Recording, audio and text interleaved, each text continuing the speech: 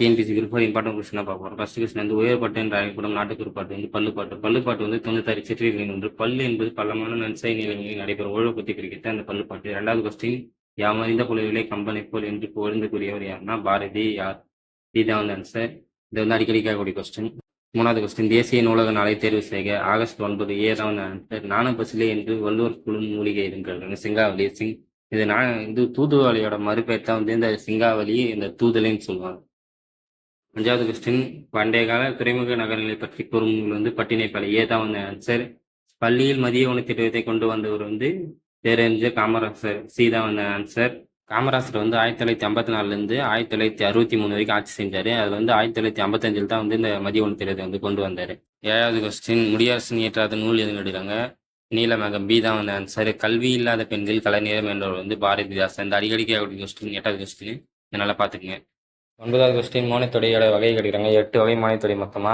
அதுக்கடுத்து 10வது கொஸ்டின் களம்பகம் இச்சொல்லை பிரித்து எதுவும் கிடைக்கிறாங்க. பி தான் வந்து ஆன்சர். களம்பகம், களம் பிளஸ் பகம். 11வது கொஸ்டின் தொல்காப்பியம் குறிப்பிடும் நிதைமொழி மாந்தர் யாருன்னு கிடைக்கிறாங்க. பி தான் வந்து ஆன்சர். சித்தர்கள். 12வது கொஸ்டின் வாயில் இலக்கியம் என அழைக்கப்படுவது தூது. தூது வந்து 96 சிற்றிலக்கியங்கள் ஒன்று.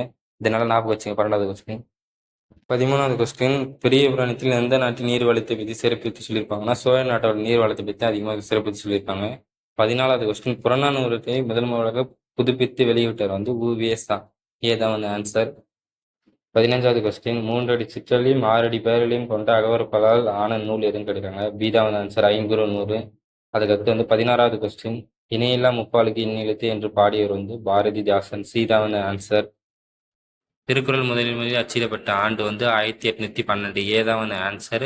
18வது கொஸ்டின் ஆங்கிலேயரை எதிர்த்து போர் செய்த வேலுநாச்சியார் பிறந்த ஆண்டு வந்து கிபி 1730. பி. ஏதான் வந்து ஆன்சர். 19வது கொஸ்டின் துரைமாணிக்கம் என்பது இவரின் இயற்பெயர். அப்போ இவரோட ஒரிஜினல் நேம், அதாவது உண்மையான பெயர் என்னன்னு கேட்குறாங்க. அப்போ வந்து டி தான் வந்து ஆன்சர். பெருஞ்சித்தனார். அதுக்கு வந்து 20வது கொஸ்டின் திராவிட மொழிகள் ஆய்விற்கு பங்களிப்பு செய்வது குறிப்பிடத்தக்கவர் யாருன்னா வந்து மீனாட்சி சுந்தரனார். சி தான் வந்து ஆன்சர். 21வது கொஸ்டின் அவன் சித்திரையான் எவ்வகை பெயர். அதாவது சித்திரை மாதத்தை குறிக்கிறதுனால வந்து காலப்பெயர். சி தான் வந்து ஆன்சர். காவடி சின்னின் தந்தை என்று அழைக்கப்படுவது வந்து சென்னிக்குளம் அண்ணாமலையார். பி தான் வந்து ஆன்சர். இது அடிக்கடி கொஸ்டின். 22வது கொஸ்டின். 23வது கொஸ்டின் சித்திரைகளே ஆதி சித்தராக கருதப்படுவர் யாருன்னு கேட்டீங்கன்னா சி தான் வந்து ஆன்சர். திருமூலர். 24வது கொஸ்டின் உலகம் உருண்டையானது என்பதை தம் தொலைநோக்கு பார்வையால் கண்டறிந்து சொன்னவர் வந்து ஏ தான் வந்து ஆன்சர். கலீலியோ. 25வது கொஸ்டின் மனோன்மணியத்தின் இயற்பெயர் வந்து ஏ வந்து ஆன்சர். சுந்தர பிள்ளை. அதுக்கடுத்து 27வது கொஸ்டின் ஆ என்ற ஒரு எழுத்து ஒரு மொழிக்கான பொருள். ஏதான் வந்து ஆன்சர். பசு தான் வந்து ஆன்சரு. 27வது கொஸ்டின் இங்கிலாந்து மகாராணி விக்டோரியா காலையில் கண் வைத்தது முதல் படித்த நூல் வந்து சி தான் வந்து ஆன்சர். திருக்குறள். திருக்குறளில் வந்து ஆங்கிலத்தை மொழிபெயர்த்தது ஜி போப். 28வது கொஸ்டின் தேம்பாவணி என்பது கிறிஸ்துவ காப்பியம். ஏதா வந்தது. தேம்பாவணியின் ஆசிரியர் வந்து வீரமாமுனிவர். 29வது கொஸ்டின் பேரறிஞர் அண்ணாவுக்கு விருப்பமான இலக்கியம் எதுன்னு கேட்கிறாங்க. ஏதான் வந்து கலிங்கத்து பரணி. இதை வந்து அண்ணா எப்படி சொல்லியிருப்பாங்க, எனக்கு விருப்பமான இலக்கியம் ஒன்றுனில் அது கலிங்கத்து பரணியை அப்படின்னு சொல்லியிருப்பாரு. 30வது கொஸ்டின் மன்னிப்பு எம்மொழி சொல். டி தான் வந்து ஆன்சர். உருது. இதெல்லாம் தமிழ் நினைச்சிருப்பீங்க. தமிழ்ல டி உருது தான் வந்து ஆன்சர். 31வது கொஸ்டின் புறத்தணிகள் டேஷ் வகைப்படும். 12 வகைப்படும். ஏதான் வந்து ஆன்சரு. அதுக்கு வந்து 12 என்னென்ன வகைனா வெஞ்சி, கரந்தை, வாஞ்சி, காஞ்சி, உயிஞ்சை, நொச்சி, வாகை, தும்பை, பாடான், பொதுவியல், கைக்கிளை, பெருந்திணை. இந்த 12 தான் வந்து புறத்திணையோட 12 வகை. அடுத்து 32வது கொஸ்டின் தமிழ் டேஷ் ஓசை மொழி. மேல் ஓசை மொழி. இதுதான் வந்து சி தான் வந்து ஆன்சர். 33வது பொருந்தாத செல்லை தேர்வு செய்க. அப்போ அண்ணன் மட்டும் தான் பொருந்தாது. பி தான் வந்து ஆன்சரு. மீதி 3மே வந்து அளப்பேடைகள். பி மட்டும்தான் வந்து உறவத்தை குறிக்குது. அண்ணன் வந்து ஒரு ரிலேஷன்ஷிப் குறிக்குது. 34வது கொஸ்டின் திருக்குறள், திருவாசகம், நாலடியார் ஆகிய நூல்களை ஆங்கிலத்தில் மொழிபெயர்த்தவர் வந்து ஏ தான் வந்து ஆன்சர். ஜி போப் தான் வந்து இது 3 இதையும் வந்து ஆங்கிலத்தை மொழிபெயர்த்திருப்பார். 35வது கொஸ்டின் காந்திய கவிஞர் என அழைக்கப்படுபவர் யாருன்னு கேட்டுறாங்க. ஆன்சர் வந்து டி நாமக்கல் கவிஞர் ராமலிங்கனார். அடுத்து 36வது கொஸ்டின் மருத நிலத்துக்குரிய தெய்வம்.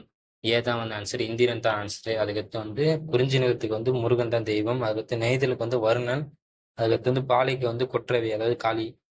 37வது கொஸ்டின் ஜல்லிக்கட்டும் என்னும் எருதாடித்தை வைத்து வாடிவாசல் என்னும் நாவலை தழுவியவர் வந்து பி தான் வந்து ஆன்சர். சு செல்லப்பா. அதுக்கடுத்து வந்து 38வது கொஸ்டின் மணிமேகலை வெண்பாவின் ஆசிரியர் யாருன்னு கேட்டுறாங்க. ஆன்சர் வந்து சி பாரதிதாசன். 39வது கொஸ்டின் சதகம் என்பது பாடலை கொண்ட நூல்களை குறிக்கும். அதாவது 100 நூல்களை குறிக்கும். சி தான் வந்து ஆன்சர். இது வந்து ஷார்ட்டா வந்து அந்த காவத்திற்கு சதம் அப்படின்னா சதம்னா 100 அப்படின்னு ஞாபகம் வச்சுக்கோங்க. அடுத்து 40வது கொஸ்டின் பெயர்ச்சொல்லின் வகையறிதல். நடிகன். நடிகனுக்கு வந்து ஒரு தொழிலை குறித்தல் வந்து பி தான் வந்துச்சு. அது தொழிற் பெயர். 41வது கொஸ்டின் முட்டையிட்டது சேவலா பொட்டையா? இந்த கொஸ்டின் மார்க் அடிக்கிறாங்க. இது வந்து என்னதுன்னா வினாவல். ஏன்னா இப்போ வந்து முட்டையிட்டது சேவலா பொட்டையான்றதே தெரியல. அப்போ அது வந்து கொஸ்டின் மார்க் தான். அதனால வந்து வினாவல் டி தான் வந்து ஆன்சர். 42வது தொண்டு செய்து பழுத்த போயம் என்று பாரதிதாசன் போற்றுவது வந்து தந்தை பெரியார். பி தான் வந்து ஆன்சரு. மயிலேறும் பெருமாளும் கல்வி கற்றவர் வந்து வீரமா முனிவர். வீரமா முனிவர் காலம் வந்து 1798 1851 வரைக்கும். இவர் வந்து தமிழ் சைவ இலக்கியத்துல வந்து பெரும் பங்கெடுத்தவர். அடுத்து 44வது கொஸ்டின் மறைமலை அடிகளின் மகள் வந்து யாருன்னா நீலாம்பிகை அம்மையார். பி தான் வந்து ஆன்சரு. 45வது கொஸ்டின் பிரித்து எழுதுக பொருளுடைமை. பொருள் பிளஸ் உடைமை. பி தான் வந்து ஆன்சரு. 46வது கொஸ்டின் இரட்டை காப்பியங்கள் என்று அழைக்கப்படுவது சிலப்பதிகாரமும் மணிமேகலையும். ஐம்பெருங்காப்பியங்கள் என்னன்னா சிலப்பதிகாரம், மணிமேகலை, சீவக சிந்தாமணி, குண்டலகேசி, வளையாபதி. இதான் வந்து ஐம்பெருங்காப்பியங்கள். 47வது கொஸ்டின் முயற்சி திரிவினையாக்கும். இவ்விடைக்கேற்ற வினாவினை தேர்ந்தெடுன்னு கிடைக்கிறாங்க. டி தான் வந்து ஆன்சர். முயற்சியின் பயணியாது. 47வது கொஸ்டின் பிரித்து எழுதல். பேரானந்தம். பெரு பிளஸ் ஆனந்தம். டி தான் வந்து ஆன்சரு. அடுத்து 49வது கொஸ்டின் தமிழ் தத்தா என்ற தொடரில் குறுக்க பெறும் சான்றோர் யாருன்னு கேட்டிருக்காங்க. ஆன்சர் வந்து உவேசா. 50வது கொஸ்டின் தவிர்த்தான் வேர் சொல் காணுன்னு கேட்டிருக்காங்க. பி தான் வந்து ஆன்சர் தவிர்.